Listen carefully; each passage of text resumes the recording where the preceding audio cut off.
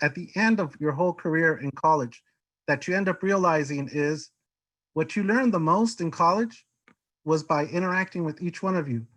All the social interactions, all the things about life that matter, all the political ideology and the life decisions that are so important to you, all those do you develop in college when you're interacting with each other and with yourselves, amongst yourselves, with your teachers, with as co-eds, with females.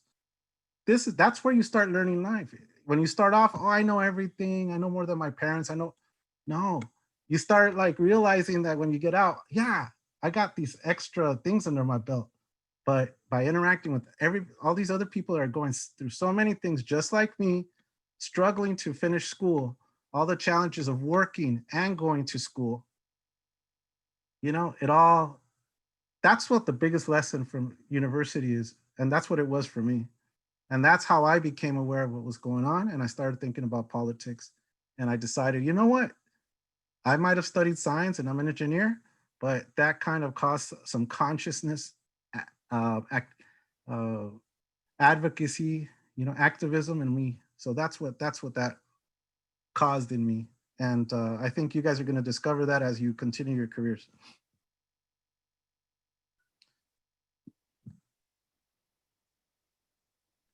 Perfect.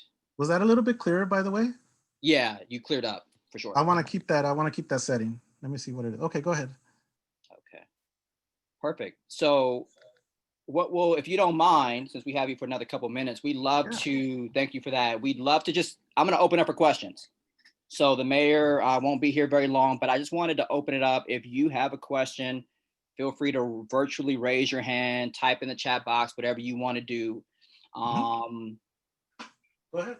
so go ahead and go ahead and Yes. ask any questions. Anybody have any questions that they want to ask? I'll start out and I'll just ask the very first one. The very first question is, why did you choose to run for mayor, and how is that different from being a council member? Okay.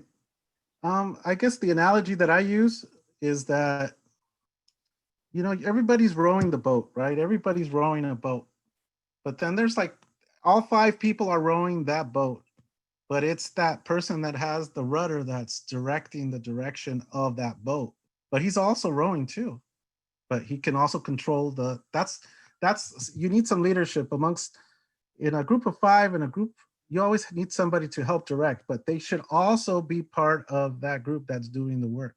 But you have to have somebody. You can't have too many chiefs. And so what I previously saw was that like previous mayors had caused a lot of scandal, a lot of different bad decisions. And we had a progression of mayors that were causing a lot of trouble, and we were coming out of the news for a lot of negative things. And I said, you know what? I think I could bring some honor back into the seat. I could do things right. And we've come a long way since I've been mayor. Along with the group that we've had, like my council member colleagues, I credit every single one of them. We've all been part of that group of five that have made decisions that have helped our city's economy recover from where it was. We've been able to gain a cash reserve balance and increase that. Like basically our reserves are back where they should be. We've exceeded it actually, by 200 or 300%. We increased our cash reserves 600%, so 6 times what they were when I picked up as mayor. We were in the hole, and so we ended up increasing that 6 times from $5 million to $30 million. And you're supposed to have like around $20 million to be safe. So we exceeded it by 10 million. Now our next look at the budget is probably going to tell us that we have something like 38 million to 40 million. I mean, that's a success, but that's teamwork as well. Okay, I'm not going to take full credit, and that's wrong. That's not what a leader does, So one of the things that I mean, I might be going off, but as males, I mean, this is like a male success group here. Remember, you got to make sure that like everybody is recognized in a group that you're working with, a team. It's never about one. They always say that there's no I in team, and that's true, because you need everybody in that group to do something, to be able to make the whole group and its direction and the mission to be completed. So I really feel that that's the mindset you have to have. Even there might be one of you or all of you that might be, you know, feel that you guys are the top. There's going to be times where you're going to lead the group, and there's going to be times where you can contribute. And you need to be ready to be able to go from one position and then to another position. So just keep that in mind. And whenever you move forward, that there's always, you can always be a leader, but you can also be a leader by participating as well, by demonstrating what it's to be a good team member. Perfect. Thank you for those words of wisdom. A question did come into the chat box, which is, okay, let's see. As the poll, let's see, as election time comes near, what should our mindset be? Okay. I really appreciate that, Vince. That's a really good question. And I'm running for re-election. I'm focusing on the successes. They're clear. You know, they're clear. You know, you haven't seen anything about me in the news or anything about the mayor's thing, you know, a position, you know, coming out in the Daily Breeze or in like the Scandal, etc. Okay. Only until now, when I have an opposition that wants to become mayor, and they throwing everything in the kitchen sink at me, like I'm the bad guy. I'm the bad guy. Don't vote for him. Like probably like 3/4, like 75% of their campaign is focused on trying to trash me or bring me down with falsehoods and lies, you know, instead of focusing on them. So what I'm trying to say is, what should you be focusing on? What the opposition and the bad people that are in politics, they want you, they're thinking that you're not going to be able to look up information, that you're not going to follow through and do your own investigating. They're counting on you just to pick that thing up and vote according to scandal and like dark images and ugly stuff. They think you're not, they think you guys aren't smart enough. They think the community members aren't smart enough. And that's wrong. That's wrong. They can't put they can't put the wool over their faces, you know, their heads, you know, for too long. Why would, ask yourselves this basic question, and this is what a lot of Hawthorne residents are asking.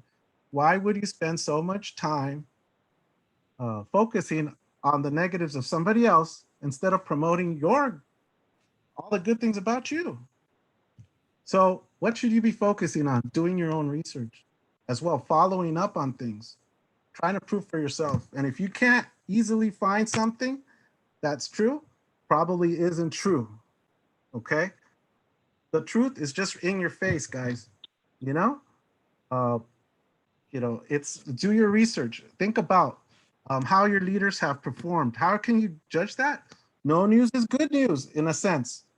No news is good news. So look back at, like, if you guys live in whatever cities you guys live in, try to look to see what the general health of the city is.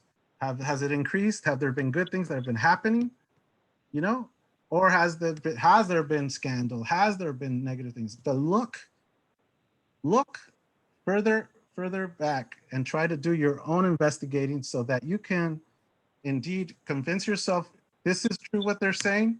This is not true. What are they saying about themselves? How are they promoting themselves? I think that's how is an individual candidate promoting themselves? And ultimately, what is their plan? What have they done? What in their history tells you that they're going to be good, successful leaders? Those are the things you should be focusing, not on all the scandal and all the other things. Somebody asked me, are you okay if I read some of this? Absolutely. Feel free. Yeah. What high school did you go to? I went to 2 high schools. I went to St. Bernard High School and Bishop Montgomery High School. So those were like the 2 local Catholic high schools. I did cross country. I played a little bit of cross country, or did cross country, and I did a little bit of track. So very basic. I wasn't that great.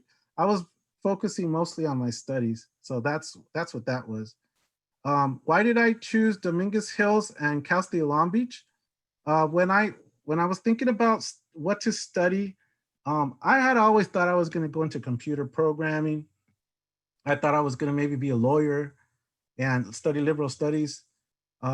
So I thought, hey, you know what? I'm going to do that. But then when I took my last semester of high school, I took physics.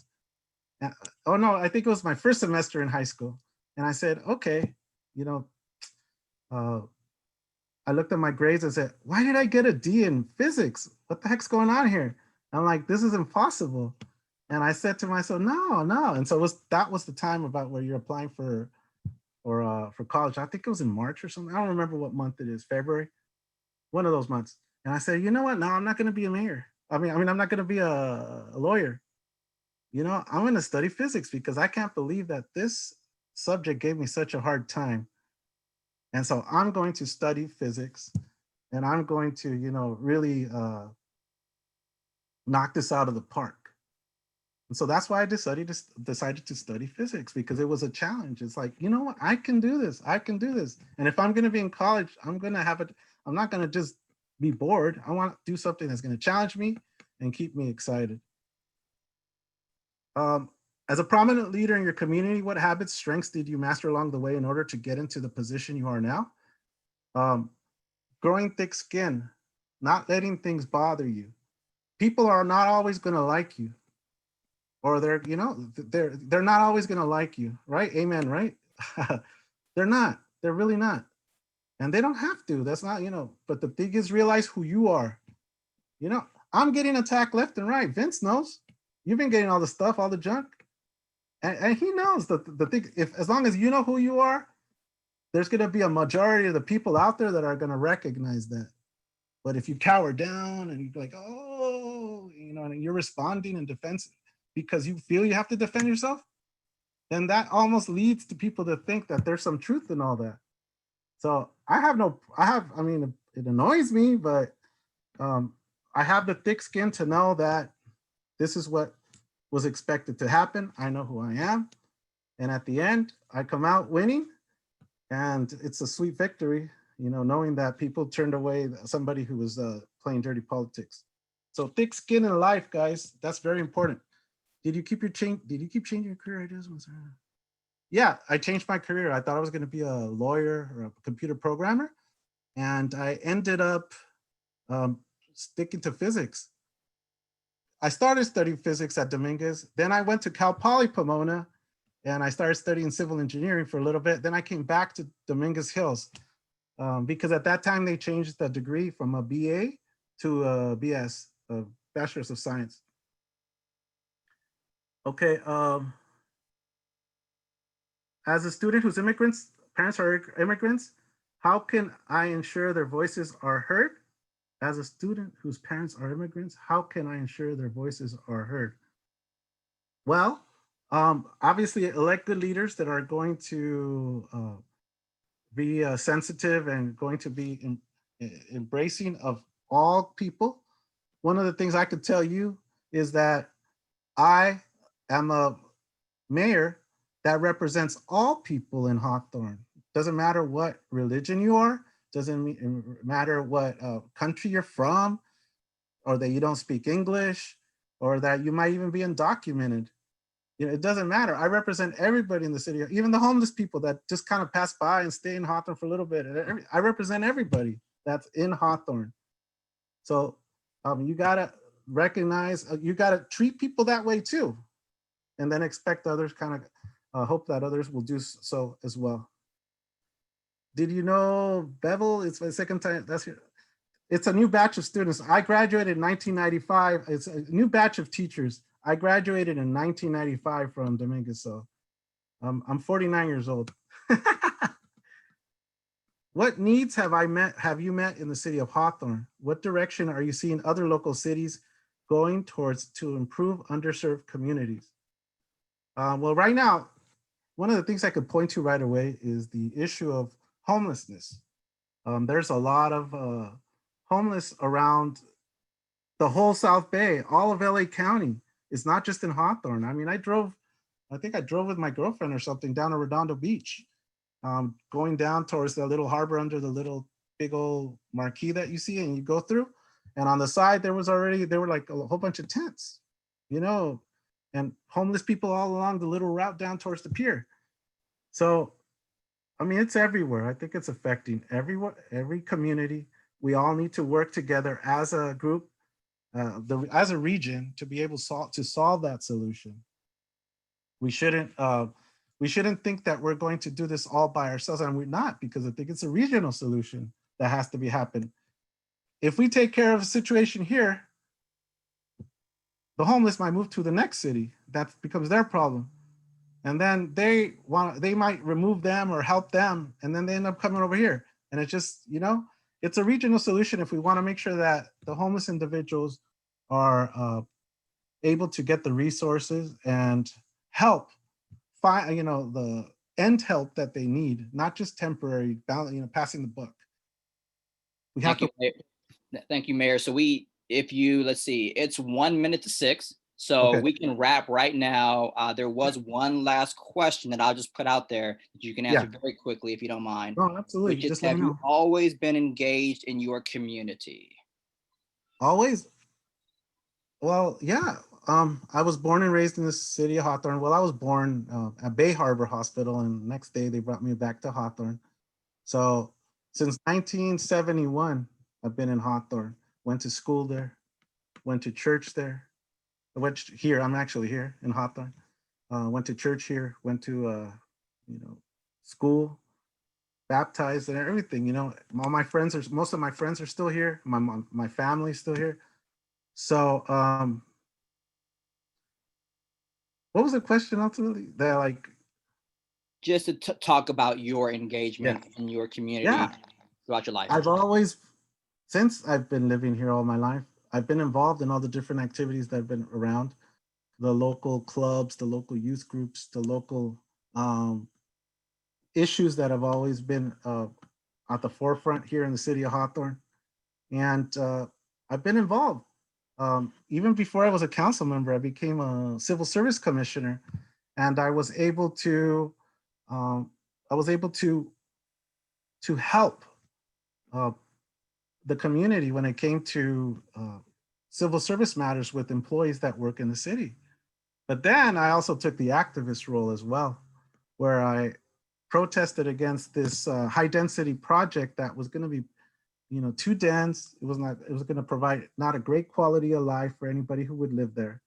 So that's something that I felt dear to my heart,